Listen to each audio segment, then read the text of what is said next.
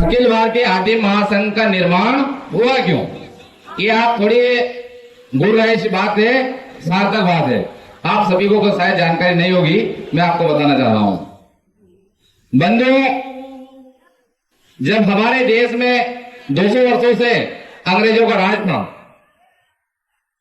उनका एक नियम था, रूल्स था कि बांटो और राज करो, बांटो और राज करो। ऐसे उन्होंने एक नीति अपनाई जो 200 सालों तक, उन्होंने 190 सालों तक हमारे देश के ऊपर राज किया। इसी नीति के कारण हमारी समाज राजा महाराजाओं के कार्यकाल में बहुत ही शक्तिशाली समाज, बहुत ही स्ट्रांग समाज जिसको अपन बोलते हैं शक्तिशाली, ऐसी समाज हमारी हुआ करती थी राजाओं के राज में।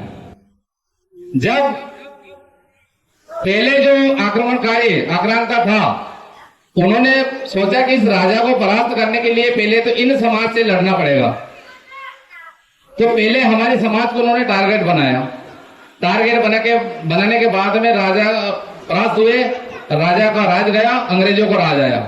तो अंग्रेजों के राज में भी हमारी समाज ने फ्रीडम फाइटर जिन्हें बोलते हैं, पहली समाज हमारी थी फ्रीडम फाइटर, जो हमने मुंह तोड़ अंग्रेजों को जवाब दिया, और ऐसा करारा जवाब दिया कि वो आखिर में देश छोड़ने को मजबूर हो गए।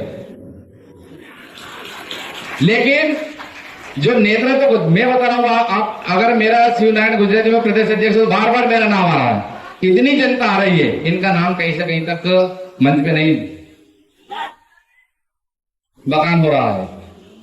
तो ऐसे ही जो हमारे महाराणा प्रताप के कार्यकाल में हमारी सेना ने जो पंगा लिया, वो हमारी सेना ही थी, हमारे ही लोग थे। उन्होंने तन मन से और धन से और बड़े ही शक्ति से उनका मुंह तोड़ जवाब दिया।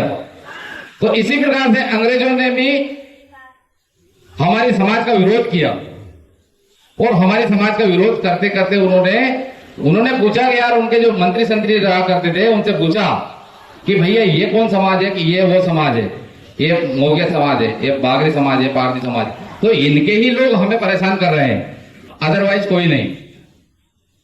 हमारे लोग तीर कमान से, उस टाइम पे वो शस्त्र नहीं हुआ करते थे, तीर कमान थे हमारे, गोफन थी, गिलोल थी, जिनसे जो टुकड़ियां जो गांव में आती थी, जो कर लेने के लिए, अंग्रेजों को कर लेने के लिए आती थी, तो उन करों को लेने के लिए जो सैनिक 10, 15, 20 सैनिक आते थे, तो उनको वहीं परास्त करते थे, मार दिया करते थे। तो उन्होंने, उनके ध्यान में एक चीज है कि ये कौन समाज है सर यार का, जो हमारे लोगों को मार रहे हैं, हमारे सैनिकों को मुकाबला कर रहे हैं, मार रहे हैं लोग। तो उन्होंने सोचा ये समाज है। तो इस प्रकार से इस समाज के ऊपर 1871 में एक कानून लागू किया। उस कानून का नाम था क्रिमिनल एक्ट। जन्मजात अपराधी हमारे समाज को घोषित कर दिए कि समाज को पकड़ो, अंदर डालो।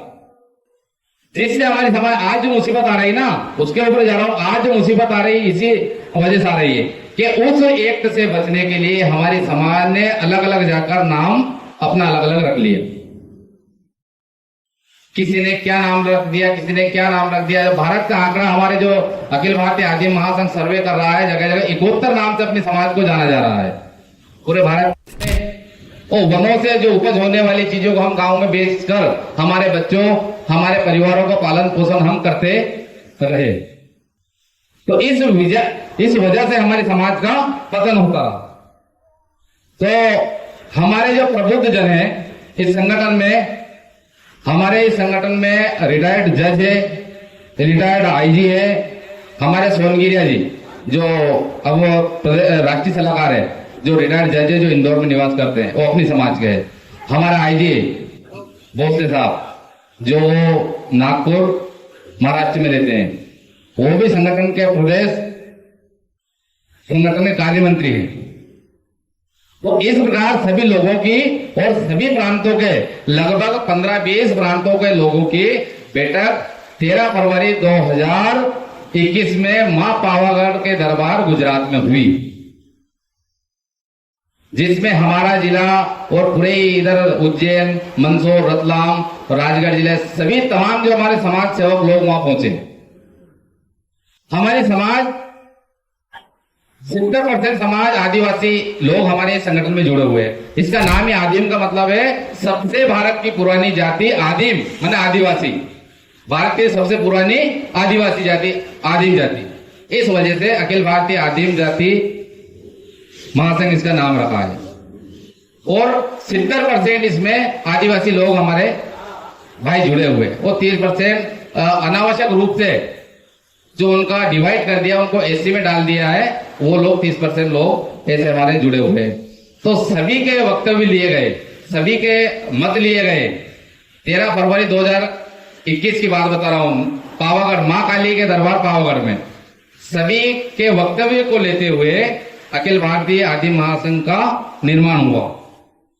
हमारी इष्ट देवी मां काली का है, हम सभी मानते हैं। हमारे जो वंश से चले हुए पावागढ़ से चले हुए लोग, तो वो हमारे मातृशक्ति हमारी इष्ट देवी है। उनको आधार मानते हुए 3 दिन तक वहां यज्ञ हुआ। हमारे राष्ट्रीय अध्यक्ष जी रूप सिंह जी भरभड़िया जी जो वहां के अध्यक्ष है, गुजरात अहमदाबाद के रहने वाले, उन्होंने उनके खर्च से 3 दिवसीय महायज्ञ किया, मां काली का महायज्ञ किया। और उन्होंने प्रार्थना की, हे मां काली, हमारी कौम की, हमारी कम्युनिटी, हमारे समाज के जो छिन्न भिन्न लोग हैं, उनको हम एक सूत्र बांधने का हम ऐसा प्रयास कर रहे हैं मां, और आप उस शक्ति के रूप में हमारी पूरे भारत की जो हमारी छिन्न भिन्न जातियां हैं, उनको एक सूत्र में बांधो और एक सूत्र में बांध के हम हमारी लड़ाई को मुकाम तक पहुंचाएं। इस प्रकार से हमारे 24 प्रांतों में हमारे प्रदेश की कमेटी का गठन हुआ। गठन होने के बाद में जिला इकाई का गठन हुआ और अब धीरे धीरे इसका असर राजनीतिक दलों पर होने लगा है, क्योंकि वो तो चाणक्य लोग रहते हैं कि इस सिद्धर समाज एक साथ एक विचारधारा को लेकर आगे बढ़ रही है, तो इसमें कितने लोग हैं और कौन कौन सी जाति के लोग हैं और कहां कहां ये लोग निवास कर रहे हैं। तो इस प्रकार के सर्वे में उनका मतलब एक बड़ा आंकड़ा उनके सामने आया कि मध्य प्रदेश में अगर ये जो जातियां निवास करती है, इसमें अपने मध्य प्रदेश में इस संबंध में जातियां आती है जो 23 जातियां आती है। अगर जो इनका आकलन करें अपन तो 36 लाख लोग यहाँ मध्य प्रदेश में निवास करते हैं। अखिल भारतीय आदिम महासंघ के अंतर्गत जो जातियां आती है, उनमें उनका अगर जो अपन जनसंख्या का सर्वे करो तो 36 लाख लोग यहाँ मध्य प्रदेश में हमारे लोग निवास करते हैं। अब 36 लाख लोग अगर निवास करते हैं, अगर एक विचारधारा लेकर आगे बढ़ते हैं, तो अच्छे अच्छे राजनीतिक दल को प्रभावित करने की क्षमता वो रखते हैं। वो पूरा भारत का आंकड़ा आया, तो पूरा भारत का 2021 में 13 करोड़ हमारे लोग निवास कर रहे हैं। पूरे भारत में 13 करोड़ अगर एक विचारधारा को अगर लेके साथ में चलते हैं, तो निश्चित तौर पर भारत की राजनीति को भी वो प्रभावित करने की क्षमता रखते हैं।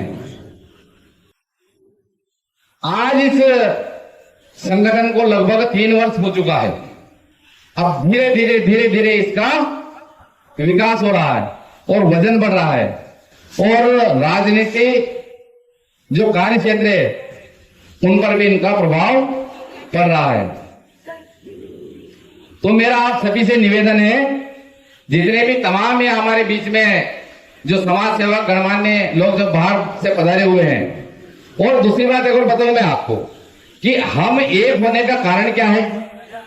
मैं आपको ये बता दूं कि अभी इस समाज का नाम लगा दो तो दूसरी समाज उस बैनर के तले नहीं आती है, इस समाज का नाम लगा दो तो उस समाज नहीं आती है। ऐसी घटना हुई कि अगर जो किसी संबंधित जाति का अगर हमने नाम रख दिया तो वो समाज एक ही समाज में रहेगी।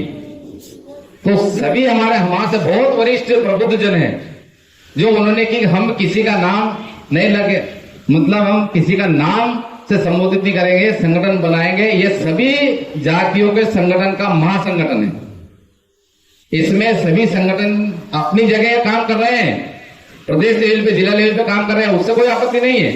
हमारे जो राजगढ़ जिला में अन्य संगठन भी समाज के काम कर रहे हैं, उससे कोई आपत्ति नहीं।